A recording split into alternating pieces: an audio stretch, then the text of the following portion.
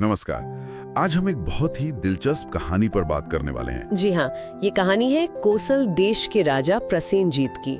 और उनके वो 16 अजीब बल्कि डरावने सपने जिनसे वो बहुत परेशान हो गए थे। बिल्कुल, और ये जानकारी हमें मिलती है राजा प्रसेनजीत के 16 स्वप्न बुद्ध की व्याख्या नामक एक अंश से। तो राजा प्रसेनजीत, जो अपनी न्यायप्रियता और बुद्धिमानी के लिए जाने जाते थे, उन्होंने एक रात को ये 16 सपने देखे। और सपने इतने अजीब थे कि सुबह होते ही वो बहुत व्याकुल हो गए। उन्हें लगा कि कुछ बहुत ही बुरा होने वाला है। हाँ, तो उन्होंने फौरन अपने राज ज्योतिषियों और ब्राह्मणों को बुलाया। जी, और उनसे पूछा कि भाई इन सपनों का मतलब क्या है। और ज्योतिषियों ने जो बताया वो तो ऑर्डर आने वाला था। क्या कहा उन्होंने? उन्होंने कहा कि या तो राज्य पर कोई बहुत बड़ी मुसीबत आने वाली है या फिर राजा की अपनी जान को खतरा है। बिल्कुल, या तो उनकी मृत्यु निकट है। और समाधान तो उन्होंने वही बताया होगा जो उस समय चलता था, यज्ञ, बलि। हाँ, जीवों की हत्या, धार्मिक अनुष्ठान जिसमें बलि दी जाए। और यहीं पर राजा प्रसेनजीत थोड़ा अटक गए। क्यों? मतलब राजा थे, वो तो कर ही सकते थे, यज्ञ कर सकते थे, पर वो भगवान बुद्ध के अनुयायी थे।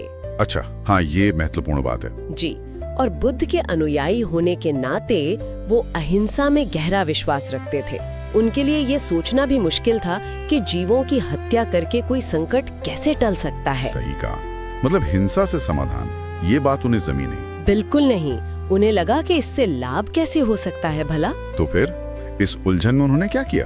अपनी इसी दुविधा को लेकर वो पहुंचे भगवान बुद्ध के पास। समझदारी का काम किया। जी, उन्होंने बुद्ध को भंते मतलब गुरु या आदरणीय कहकर संबोधित किया, हाथ जोड़े और अपनी पूरी चिंता बताई कि भंते ऐसे ऐसे 16 सपने देखे हैं और ब्राह्मण तो कह रहे हैं कि अनिष्ट होगा, बलि देनी पड़ेगी।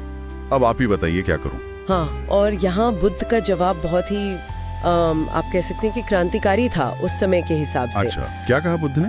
बुद्ध मुस्कुराए और उन्होंने राजा को पहले तो शांत किया। कहा, राजन, डरो मत। इन सपनों से तुम्हें या तुम्हारे राज्य को मतलब वर्तमान में कोई खतरा नहीं है। अरे, ये तो बहुत बड़ी राहत मिली होगी राजा को। बिल्कुल, सारी चिंता जैसे उतर गई हो। और फिर सवाल उठता है कि अगर खतरा नहीं था तो इतने भयानक सपनों का मतलब क्या था? हाँ, यही राजा ने भी सोचा होगा। और बुद्ध ने यही एक बहुत गहरी बात समझाई। क्या? उन्होंने कहा कि राजन, ये सपने तुम्हारे वर्तमान जीवन से नहीं जुड़े हैं। ये असल में भविष्य के संकेत है। भविष्य के? किसके भविष्य के? आने वाले समय के। उस समय के जब समाज में धम्म यानी कि धर्म, नैतिकता, सदाचार, इन सब का पतन होने लगेगा। ओहो, तो ये व्यक्तिगत चेतावनी नहीं थी बल्कि एक तरह से सामाजिक भविष्यवाणी थी। बिल्कुल। बुद्ध ने कहा कि ये सपने उस भविष्य की झलक दिखा रहे हैं जब समाज में चीजें उलट-पुलट हो जाएंगी, मानवीय मूल्य कमजोर पड़ेंगे। जैसे? क्या बताया उन्होंने कि क्या देखने को मिलेगा भविष्य में? उन्होंने बताया कि ऐसा समय आएगा जब झूठ को सच माना जाएगा। अच्छा। जो अज्ञानी है, मूर्ख है, उनको सम्मान मिलेगा, और जो सच में ज्ञानी है, समझदार है, उन्हें लोग किनारे कर देंगे। ये तो बहुत अजीब बात है। हाँ, और अधर्म का बोलबाला होगा, धर्म और नैतिकता का मजाक उड़ाया जाएगा, समाज का जो नैतिक संतुलन है वो बिगड़ जाएगा। तो बुद्ध ने ज्योतिष या किसी अंधविश्वास के बजाय सपनों को भविष्य के समाज का आईना बना दिया। एकदम सही।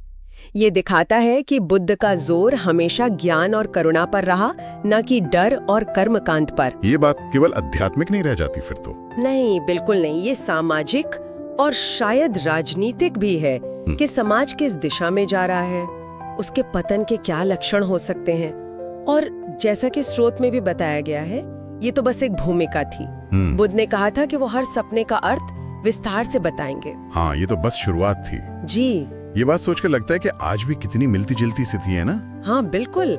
आज भी लोग बुरे सपनों से या किसी आशंका से डर जाते हैं और फिर भागते हैं टोने टोटके या किसी और उपाय की तरफ। जबकि बुद्ध का तरीका क्या था? डरने के बजाय समझो। सही।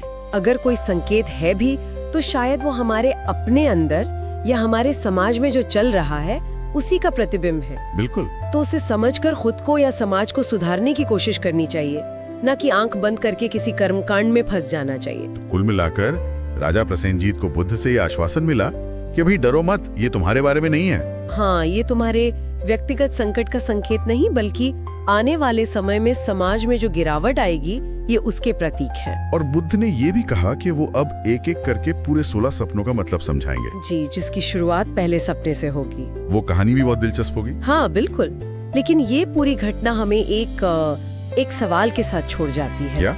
यही कि जीवन में जब चिंताएं आती हैं या कोई अनजाना डर सताता है तो उसका सामना करने का बेहतर तरीका क्या है?